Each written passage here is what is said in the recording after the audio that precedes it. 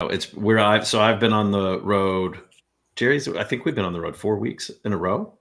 Yep. It's like old times. Yeah. It's like old school. I think I've seen you almost all those 4 weeks, or at least virtually, if not live. We did. Jerry was here in Austin for ERE, which had probably one of the strongest agendas, and I've certainly seen at an ERE, but up against some of the other big ones. I mean, lots of heads of and directors up there telling good stories and making great connections. It was a good event. But we saw you at dinner. Yes, and Unleash, and now it's been a lot. Yeah, round and round. What does it? Do you have anything? What is next? I'm trying. NACE is for me in 2 weeks. Right. For me, I'm speaking in Nashville next week on a Future of Work and Transportation group, which is pretty interesting. And then Michelle and I are speaking together on stage at TA Tech at the Spy Museum in DC. And that's a fun spot. I think we're doing Unleash UK. We're just going as attendees, but yeah, a lot of travel. And then I'll be in Canada for 8 days. It's October, right? Unleash World, or something like that. In Paris, it'll be in Paris. No, I'm sorry, we're not doing that. We're doing RecFest, London. Oh, gotcha. Yeah, London. Okay. And then I'll be in Canada for 8 days because we take the whole company and do an offsite for a week, which is great. It'll be fun. Yeah. Well, we have some fun stuff to talk about today, and it hit the news a little while ago too. So as timing would have it, so this will be a fun chat. You guys ready to get started? Absolutely. Yep. All right, let's talk about culture. CXR Channel, our premier podcast for talent acquisition and talent management. Listen in as the CXR community discusses a wide range of topics focused on attracting, engaging, and retaining the best talent. We're glad you're here.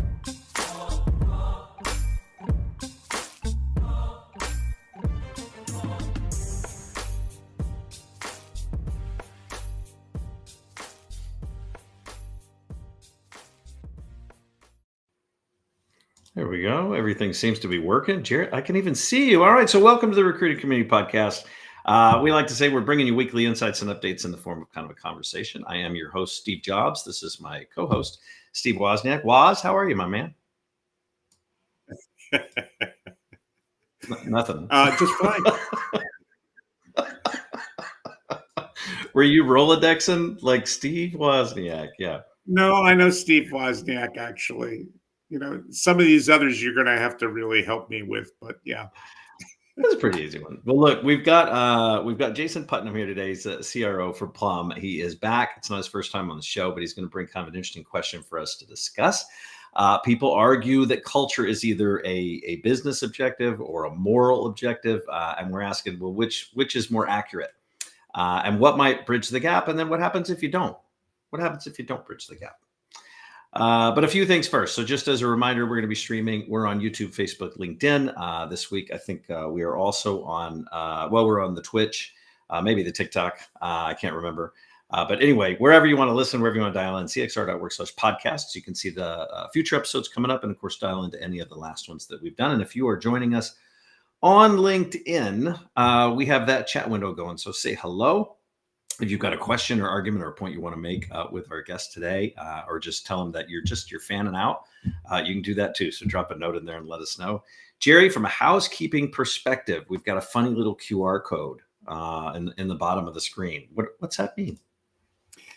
I think that it has to do with our foundation, our 501c,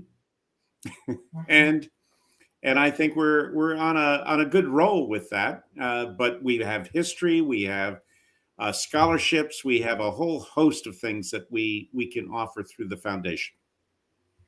Good stuff. If 100%, if you are interested, we've raised over almost $34,000 this year for 2 scholarships, individual scholarships gone out. They go out to families and members of the TA community and their families. So we're excited about that. That's the Inspire Scholarship, as well as the Rust Mountain Scholarship. We've also got TA, History of TA that Jerry alluded to. That is a lot of really fun work that's been done in there. CXR Cares work that's going on, and a board seat open. So if you're interested in learning more, you just go to cxr.foundation. That is a domain. Or if you're interested in doing a quick donation, you can also just scan the QR code right there on the screen. So with that, our little PSA is all done. Let's bring in Jason. And let's put Jason in the hot seat. There he goes. He's in the hot seat. Jason, how are you? Good. I'll take the hot seat. Nice to see you guys again, 4 weeks in a row. Again, it does work that way, doesn't it? It does work that way. Yes. Okay, so not an elephant, but we got a rhino in the room, something in the room, because just a few hours before we're connecting today, you guys had yet an announcement, a little presser that went out and it announced some stuff going on at Plum. So Jason, start by giving us maybe the escalator pitch of who is Jason Putnam, and why should we be listening to what you have to say today? And then let's jump in and just talk about really quickly, get it out of the way, what's going on over at Plum, and then we'll dive into our topic. Does that work? Sure. I'm much better talking about Plum than myself, but I'll give it a shot. So I've been doing this for a long time at a similar level in our industry. So prior to here, I was a CRO for PandaLogic. Prior to that, I was CRO of Bounty Jobs. Those levels in fintech and manufacturing tech, but it's kind of started out in this space, went away as most of us do, and came back. Love it. On the Plum side, I think most people, especially in the last 2.5 years, has kind of heard of Plum. So what we did historically is we took something, we're a science-backed company. We took something that was very predictive, which is psychometric data. People call them soft skills. And we figured out how to make that much more accessible and likable on the human side and on the enterprise side. So really democratizing access to that highly predictive data.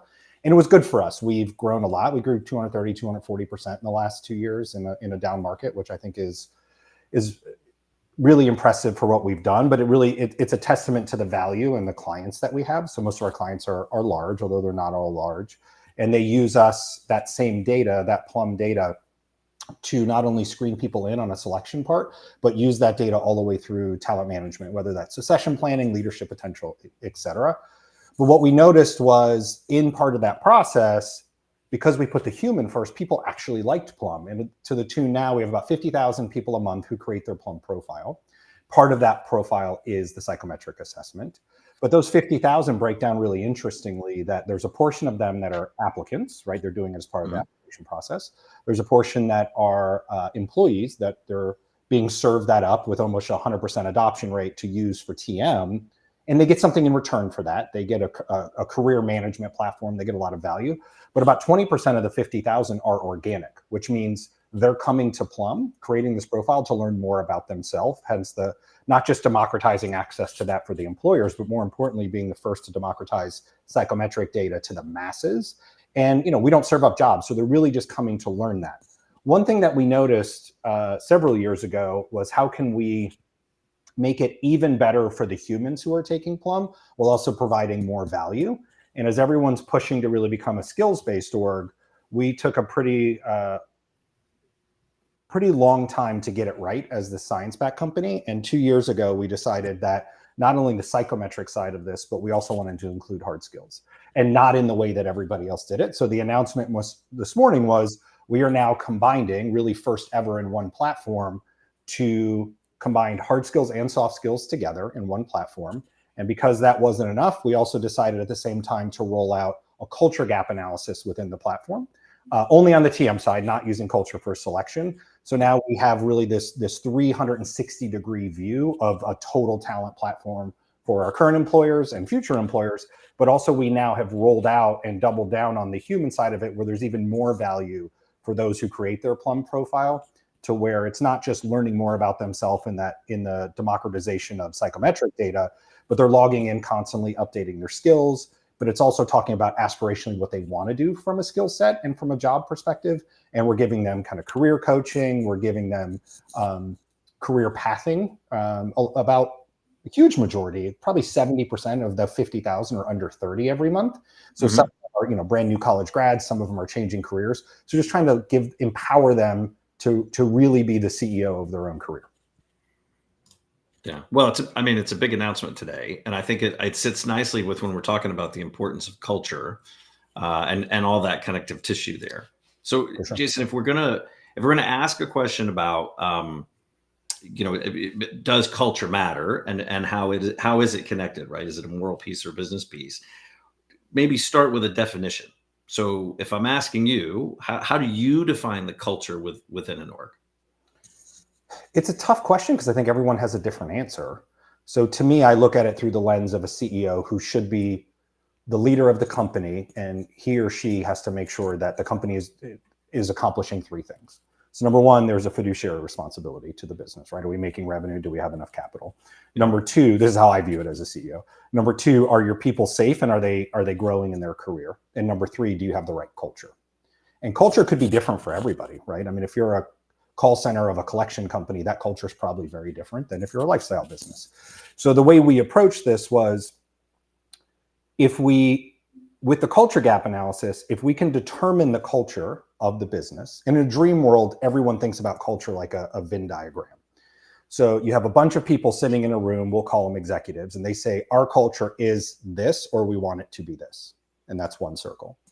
Then you have a group of people who, let's call them the employees, who say, no, we think the culture is this.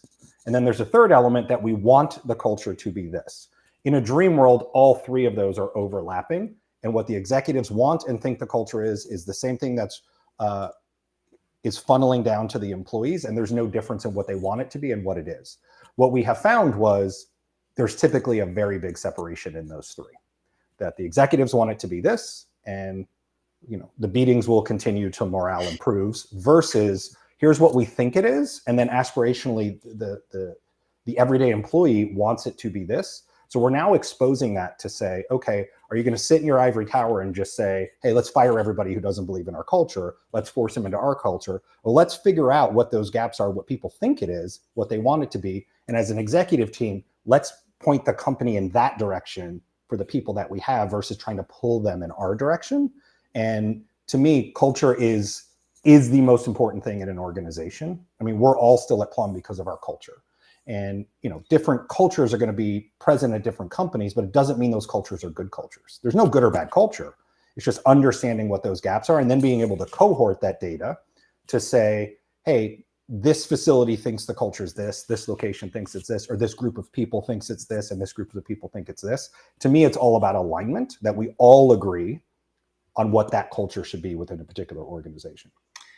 So when you talk about that sort of mentality of get on the bus or get under it type of culture, what comes to mind to me is like Jamie Dimon, like a strong stance that this is how the organization should run, and you're either with me or you're not. Get out of here, and I'm fine with it, right? It's a big shift like that. So it must be a special kind of leadership that you are connecting with to talk about where they realize there is a gap between what the employee body feels like the culture is or should be versus what the leadership thinks that it should be or that it is.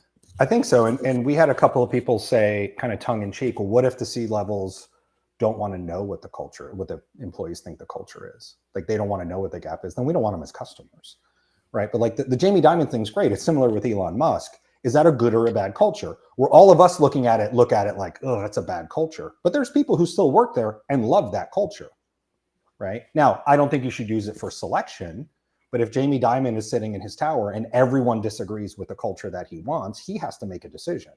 Rehire the entire company or change his stance. And if you change your stance, if you get culture right and you're empowering your employees, the responsibility will take care of itself. I mean, that's our whole logo, that when people flourish, the business thrives. So if you make sure your people are flourishing in the right culture, you have to do culture first, or everything else we're talking about, skills-based orgs, video interviewing, all the other nonsense, that's not going to work if the culture is not right. Yeah, I guess I'm just thinking through. I mean, Jason, what change or what impact do you think sort of comes from that? Like, give us an easy takeaway of like, well, if we really focus on integrating business or moral objectives into that culture, right? And we can get employee engagement up or customer sat up. Like, what from an overall business perspective or business performance would that be to you? Yeah, so I'll just give an example. We've had people beta testing this, some of our clients. Yeah. And one of them's a huge healthcare company. They're going through a $2 billion HR transformation, which is a lot of money. They brought Plum in first to capture the data, and then we're rolling out culture. What they found was they're going through a lot of change, and typically what you would do with a lot of change is you would just take sandpaper and rub it across the whole organization. And some people are okay with it because they're fine with adaptation and change and innovation. But then there's others that aren't even early on adopters, right? They're all the way on the other side of the curve. So what they've done is they've looked at it culturally to say, who are our early on adopters? So we know what our culture is, but within that culture, there's a cohort of innovators and early on adopters. Let's start the change management with them. Then let's look at the data to say, okay, of that group, who are also in leadership roles or who are really have a high leadership potential. They then are now bringing the early on adopters along with them. And then they're now cohorting the group of change based on both the culture data and the Plum talent management data to understand who they roll out change to, as opposed to irritating with sandpaper the entire org. They're now going to have those people pull people along. So, you know, for me, there's a particular type of culture I want to be a part of, but that's me personally. And I'm sure the three of us probably agree with the type of culture that we want to be involved in because we've known each other a long time. But I know people who are fine with, you know, cutthroat, make as much money as I can culture. Not the type of company I want to work for, but there are people who love that type of culture. I want all the skinny, right? I want the behind the scenes Netflix, X-ray, you know, footage, but have you run into any of the C-suite folks that we kind of allude to, like those who say, you know, no, this is the culture I want, and the organization may be 50% misaligned, but we're headed in this direction anyway. Have you run into any of your own sort of mini diamonds? It's funny, and they're not diamonds in the rough. More than I'd like to say, I would say it's not from our current customers, which is really interesting. But as we've been kind of, you know, having conversations behind the scenes, I would say at least half of CEOs want people to kneel down and kiss the ring versus being servant leaders to say, oh, my company, they're very short-sighted. If I look at it that if my people want a different culture and they'll be more productive in that culture, even if I'm selfish, it's going to make me more money as a CEO, right? It's going to keep me in my line. But most of them are just so entrenched, and part of it's age or experience or lots of other things. But if they're going to just fold their arms and stick their head in the sand, we don't want them as a customer. But there's a lot of them out there, as you can imagine. Yeah, for sure. All right. Well, look, we ask everybody this as we start to wrap up. But Jason, if you're going to write a book about the state of culture within the organizations and that shift or that change, what would you title the book? Get it right, stupid. So we did our own culture gap analysis at Plum, right? And there was very little gap. It was incredibly overlapped. Now we're a smaller organization, but from what we portray as a C-level executive team, and Caitlin as our CEO, ultimately she's in charge of culture.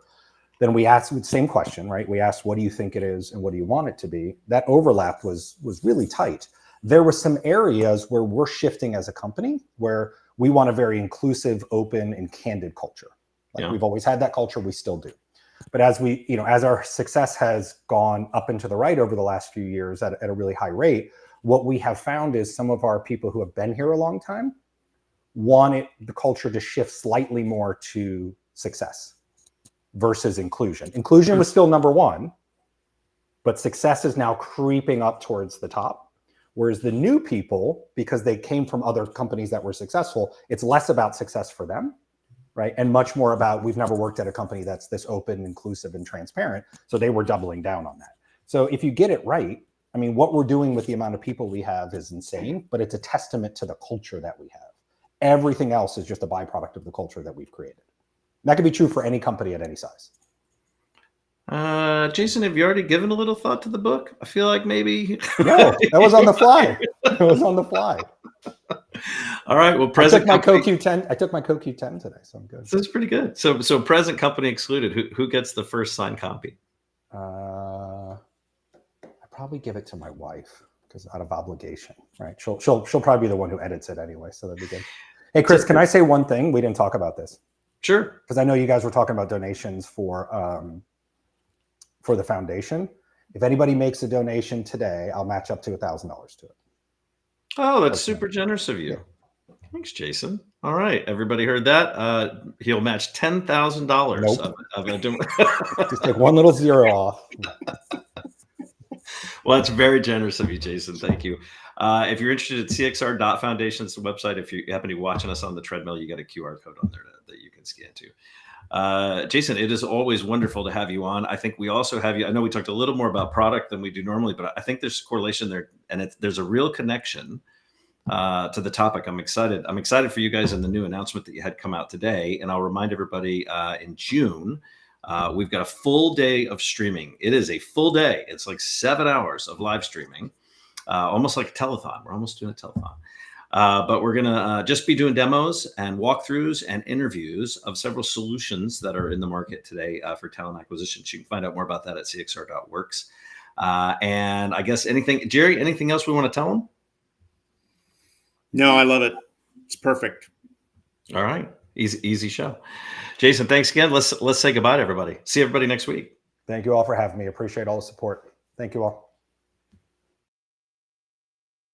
Thanks for listening to the CXR channel. Please subscribe to CXR on your favorite podcast resource and leave us a review while you're at it. Learn more about CXR at our website, cxr.works, facebook.com and twitter.com/careercrossroads, and on Instagram at careerxroads. We'll catch you next time.